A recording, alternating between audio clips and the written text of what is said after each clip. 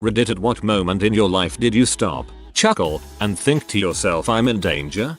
A homeless girl grabbed me from a bar and said she needed an ambulance because her friend had OD'd. I followed her and started phoning one. She led me into an abandoned building. All that was going through my mind was someone needs help when she led me to some stairs and said we need to go up them. My brain finally kicked in and realized it could easily be a trap. Even if it wasn't, I was about to walk into a crack den and was far enough into the building where escape wasn't easy. Luckily my friend had followed us and appeared, so I phoned the ambulance and we left. I leaned over a candle and set my shirt on fire. I thought it was really interesting and turned to my friends saying, hey, look everyone, my shirt's on fire. Fortunately one of them had more presence of mind than I did and put it out.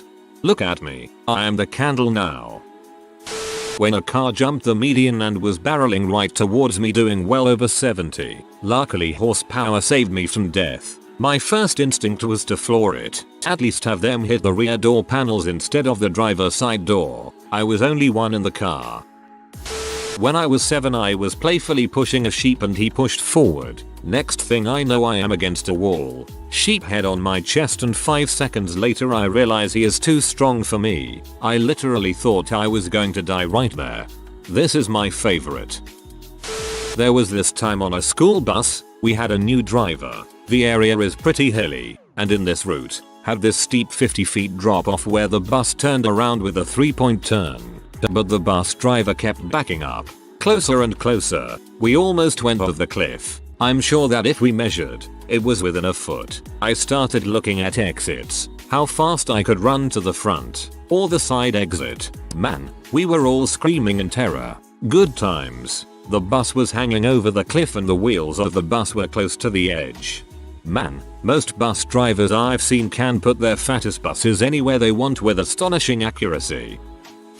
I took an out of bounds ski trail that looked fun, by myself, because intelligence is my strong suit. Came upon a tall cliff with a flat landing that I knew I couldn't make on skis, but I had come too far to hike back to the main path. Took my skis off, tossed them over and climbed down. Hurt my legs, but nothing serious. Continued on. Several minutes later came upon a sign pointing towards a 20-kilometer bike trail ending God knows where. It was around that time I realized I could end up lost in the backcountry of a ski resort with no cell reception. Decided to hike in the opposite direction the sign was pointing since it was uphill and seemed more likely to take me back to the main trail. After several whispered swears and a good half hour of hiking uphill, and across a sketchy looking wooden bridge, through deep snow in ski boots holding my skis, I arrived at a populated ski run. I now make sure to have someone with me for all backcountry related adventures. That way if I die, I can bring them down with me.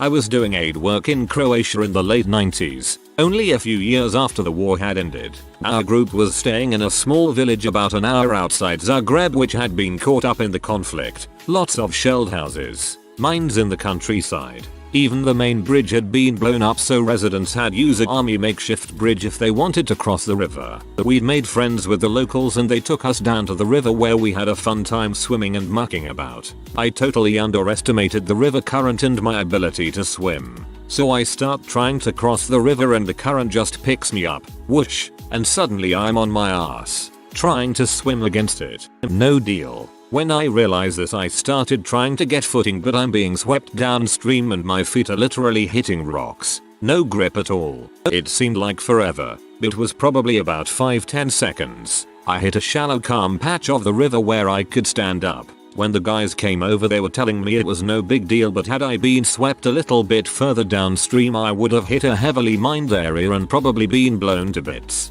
I metaphorically crap myself. That's the closest I've come to losing my life. Really crap me up. I went rock climbing in Croatia. The guidebook had warnings about minefields. Freaked me out a little that there were still active mines about. I worked as an animator in a hotel.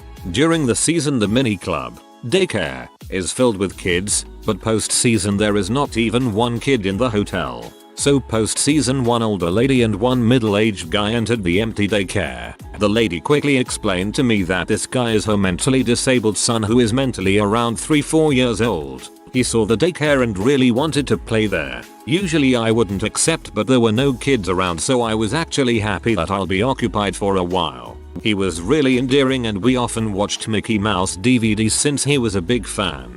After a few days of me hanging out with him, his mother came to pick him up and asking me how was he. I replied that he was nice as always, to which he replied good, because he can get very violent and aggressive sometimes. It sent chills down my spine realizing that I was lucky, but that also he'll be coming to the mini club for the rest of their vacation.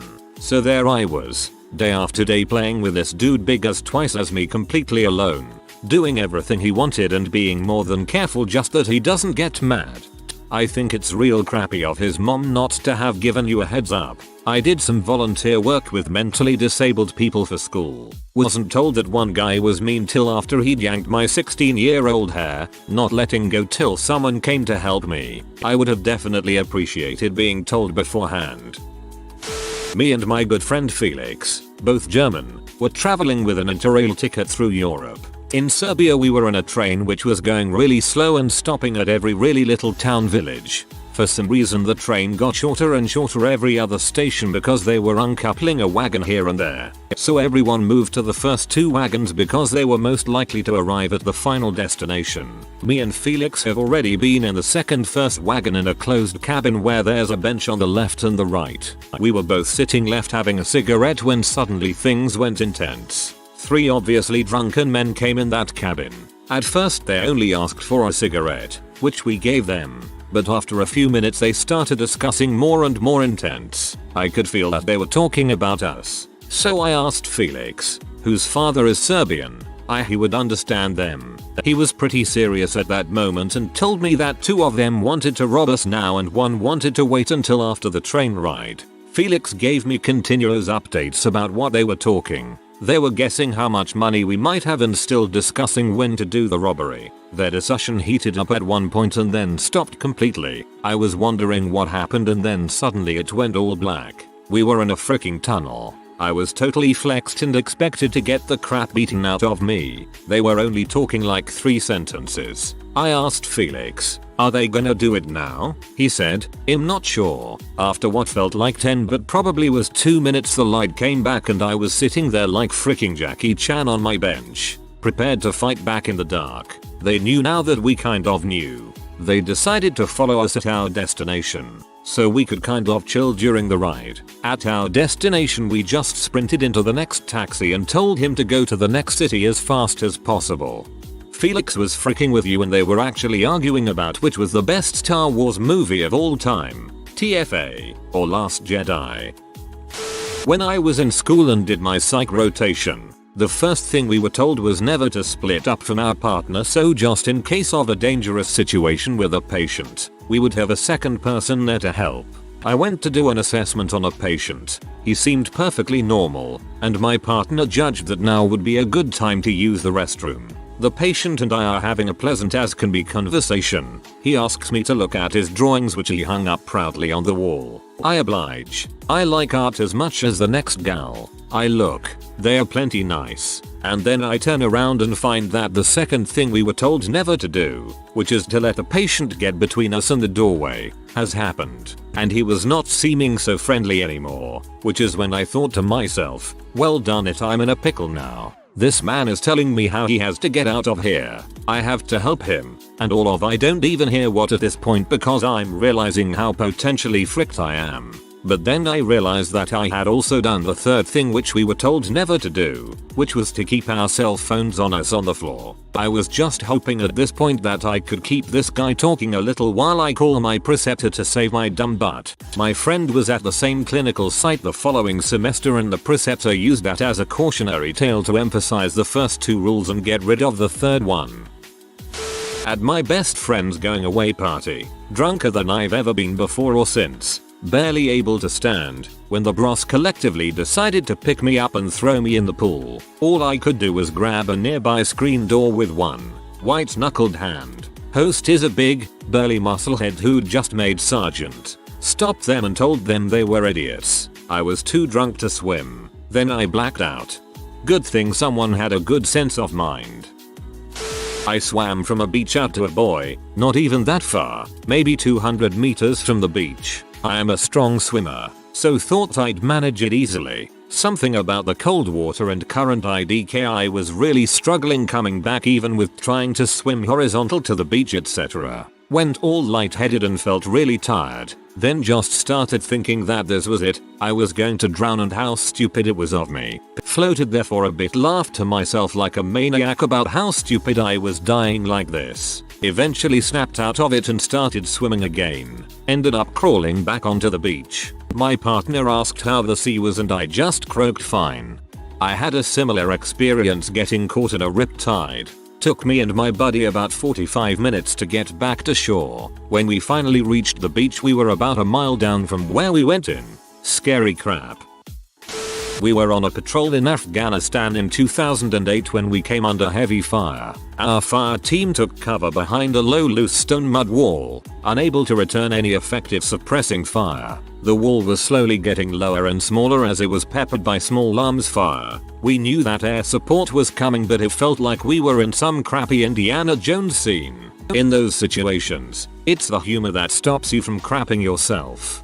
I remember the first time I got mortared. I came running out of the tent nearly crapping myself only to find everyone else standing around smoking and laughing. It was so surreal.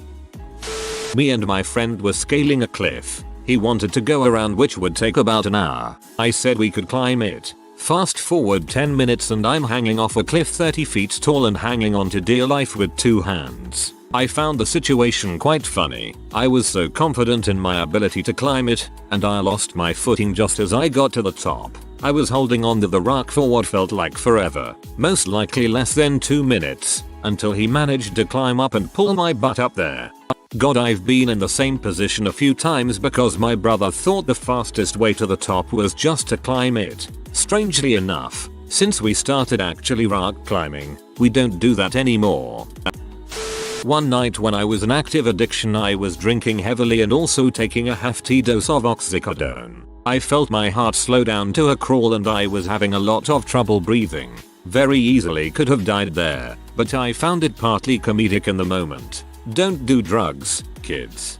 I hope you have a shrine for your liver and kidneys because they saved your butt big time. Was on a school trip to Austria, skiing. Guy who didn't like me and repeatedly picked on me came into my room with all his mates and pushed me to a window. I thought it was just a joke until he put a knife to my throat. I instantly stopped laughing.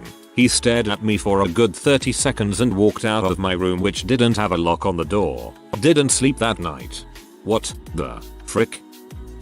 It was 3 years ago I believe when I was still in active service in Switzerland, in part of a tank crew. That day I was the designated loader for the cannon. We were doing live fire exercises and as we fired, one of the gas extractor seals blew up. What this is basically is a circular rubber ring around the gas tube of the cannon. If you look up a Leopard A2 tank, it's the thick tube at the base of the cannon that acts as a seal to prevent smoke backlash into the crew compartment and instead vents it outside. This entailed the sealed crew compartment to fill up with smoke and the acrid smell of cordite and essentially blind us all. So here I am, a 25 kg high-X shell in my arms that you don't want to drop on the floor, blinded and winded by smoke, thinking well, this is how I die apparently. Managed to fumble around, slot the shell back into the carry tray as well as engage the coax machine gun fan. It's mounted under the machine gun ejection port and pulls the smoke outwards when turned on, and open the top hatch to let it cycle out.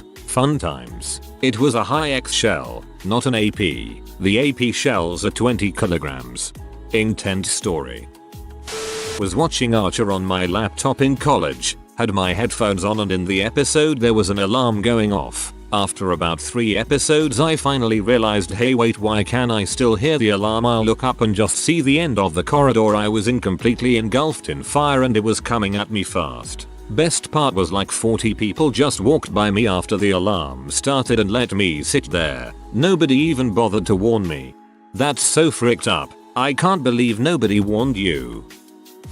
My ex and I broke up after 5 years together. Stupid me got more drunk than I've ever been. drove to the spot where I proposed to her, rock cliff thing overhanging a reservoir, and made a campfire. It was the middle of the winter and I was sitting there getting more and more drunk and certain I was going to kill myself. I brought my shotgun fully intent on using it. Well, I stupidly looked over the cliff and drunkenly fell into the freezing winter water while it was pitch black outside. Somehow, I got out and got back to the fire and quickly realized, oh yeah, it's the winter and I'm soaking wet. This is how people freeze to death. So I made the walk back to my truck, stripped down, blasted the heater and got more drunk until I passed out. I woke up the next morning naked and feeling like an idiot. I've heard a lot of stories of people getting drunk in the woods during the winter and freezing to death, which made me realize how close to dying I was. It was weird because I wanted to kill myself for weeks and weeks, but I guess I didn't want to go out that way. I don't know. Those were dark times, but I'm glad it happened.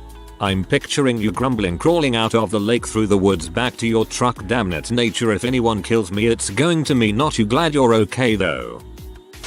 Friend's stag party ended with us camping out in the desert. I woke up to mooing and a cow with two much smaller baby cows near our campsite. Having had interaction with cows before, I thought I could just walk up and start petting. As I'm walking towards the cows, I realize a few things. 1. We aren't near a farm or anything. These are likely some wild cows whose ancestors escaped domestication a while ago. And more importantly, 2. Cows, even female cows, have horns. As soon as I was maybe 30-40 feet from the cows, she lowered her head at me like a bull does right before they charge. I'm sure her motherly instinct was kicking in or something. I just turned around and laughed at how stupid I was just about to be, thinking I could walk up to a wild horned animal and just pet it. As soon as I backed off, she and the little baby cows just wandered off and continued eating whatever they could find in the desert. When I was 16, I severely misinterpreted how long a hiking trail was. I discovered it a couple hours before sunset. I had never hiked it before, so I glanced at the map at the trailhead before setting off. It was essentially a loop with a slash through it, so I wasn't too worried about getting lost. I hiked it for an hour or so. I reached what I thought was the halfway point and sat for a while. When I got up, I decided to hike the rest of the loop instead of going back the way I came. Bad idea. The sun was almost down at this point and I had to start using my phone as a flashlight. Then I realized that I'm at 15%. At that point the reality set in that I was a 16-year-old girl alone in the woods. No one knew where I was, and I'm about to lose my only light source. As I continue hiking the loop, I start to realize that it's much longer than I initially thought. I started to get frantic and ended up turning around. At this point my phone dies and I start thinking to myself, if something happens to me here they won't find me for days. The rest of the story is essentially just me being terrified in the woods, but I did eventually make it back to my car unscathed. Moral of the story: don't be a freaking idiot and read the trail maps thoroughly if you're gonna go hiking right before sunset. Also charge your dang phone. Hunted wild boar, razorbacks, in Australia. Since I was a teenager, 14, they wouldn't give me a rifle. They set a line of the teenagers up with long poles and what looked like metal trash can lids to bang and make noise in a line abreast formation. We stomp forward, pigs run the other way toward the hunters with the rifles. In theory, occasionally, a male, the ones with the horns, will have enough testosterone stored in their sacks to charge at us. That's when we're supposed to take the pole and push them away. Yee. 14-year-old dumbass me dressed in a leather apron is gonna push this 400 pounds pee off pork monster off me with a stick. God's I was 14 then. On a road trip going through a town at about midnight, some car behind us beeped us because we didn't take off the millisecond the lights turned green, so we flipped them off. Bad idea. 2 M-heads in that car. One on the passenger side window hangs out the window screaming profanities at us. We stop at the next red light and he jumps out of his car and starts ambling towards ours. My mate is driving and starts reversing his car so we can drive away. Turns out no teeth M-head had a freaking metal pole concealed against his leg. He gets one heavy hit against the car before my friend steers away and drive off. They followed us for a bit until they lost interest. At 17 I decided to follow my boyfriend to a city I've never been to. I'm from a fairly small town and this was the biggest city I had ever been to. We're bumming around and he tells me he's met this guy who saw us and invited us to smoke some herb with him. I'm nervous but boyfriend says he's cool and since young me is an idiot I say sure and follow him. Buddy says he has to pick some up so we walk to his car and I get in back. We go to a park full of junkies and he's flashing a wad of cash at us and talking about how great this herb is blah blah. He says he's sketchy about smoking in his car so we're going to his place. Alarm bells are going off but again, boyfriend seems calm so I keep my mouth shut and try to pay attention to where we're going and how to get back downtown. Buddy's phone rings and he tells whoever that he's bringing some friends over, a guy and a young girl so now I'm panicking. Talking real fast about friends that are expecting us back and how we're traveling with these great people and just trying really hard to not look like a drifter who'll going missing without anybody noticing. We get to this building and go into his apartment and there's a couch and it's covered in plastic. He puts on some cheap bargain bin pee and tries to offer me a glass of beer he brought from the kitchen. I'm an idiot but not that dumb so I refuse. He keeps trying to separate boyfriend and I, offering to pay for some booze if boyfriend walks to the store etc. Eventually leaves the room for a spilled second and boyfriend decides it's time to steal his herb. Why? Buddy comes back and notices immediately. Starts to threaten us. He's got a bat. He's making obscene comments etc. I just completely break down and start bawling. I'm not great in a crisis. I'm sobbing. I'm telling him I want to leave. I want to see my mom. I don't want to frick him. Why can't we just leave blah blah. He gets kind of flustered and the situation awkwardly calms down. We leave. Boyfriend and I have our first epic meltdown fight in a strange city. Please tell me he's no longer your boyfriend.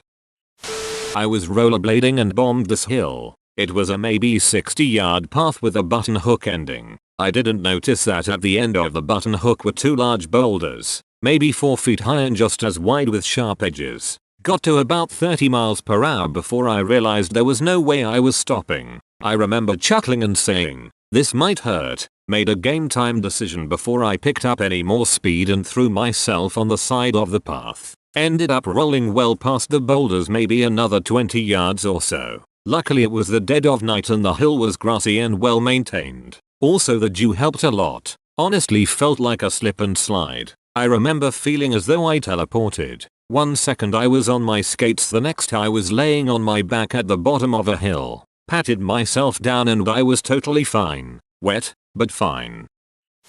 Went to an Amon Amarth concert wasted, fell in the mosh pit, and nobody helped me up. I was essentially Mufasa in the wildebeest pit for the entire duration of that song.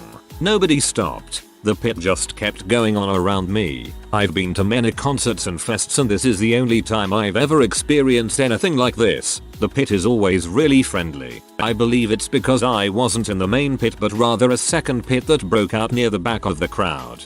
That's super unlike every pit I've been in before. Someone goes down and everyone around them tries to pull them up ASAP. That sucks, but glad you're still around. If you are new to the channel, you can subscribe. I publish new videos every day. Until then, check another video.